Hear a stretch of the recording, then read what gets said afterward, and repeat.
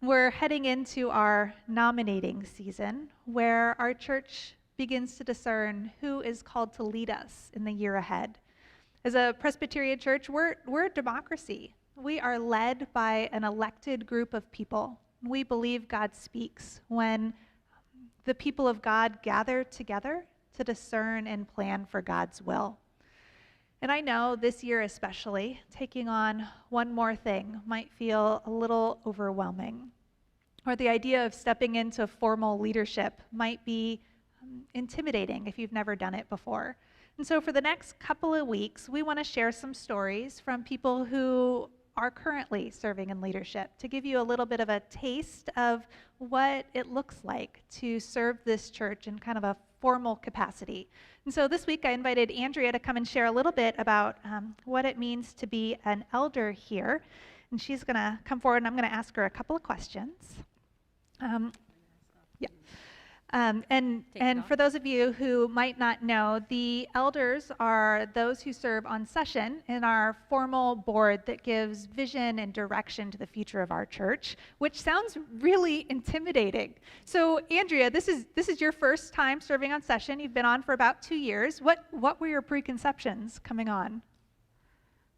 I think I assumed that I had to have a really ton of knowledge to be on session, and it just intimidated me, thinking, well, I don't know enough to be on session.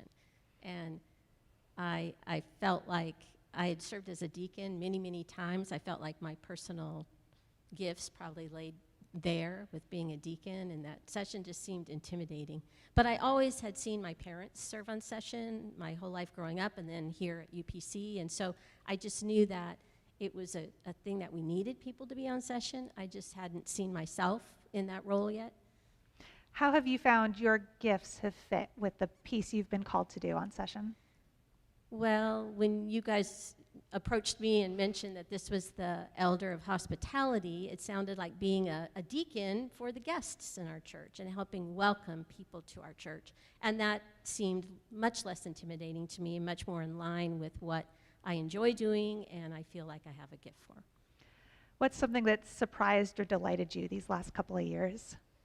I like being part of the collaborative process. I like being on a team. I like feeling like I'm connected to the church by being part of a group of people, and I just feel like that's happened on session. It's happened most of the times when I've served in any capacity, and you just get to know more people. It happens at food bank when you're helping those people, and so for me, I like that. And it hasn't been as intimidating as I anticipated it to be. You know, everyone's very good at the jobs that they're picked for to be for the elders, so all of those different gifts come together.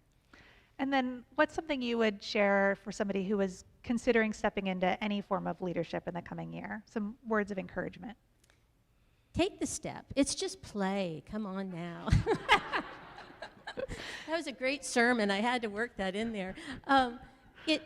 It really is just that opportunity to get to know more people in the church. And the more people you know in the church and you feel like you're doing your little piece, I think the more connected we are, the more we are that body of Christ. And so that's important to me. When the times that I'm not plugged in somewhere are the times I don't quite feel as much as that body of Christ. Yeah. Yeah. Thanks. So take the jump. Thanks.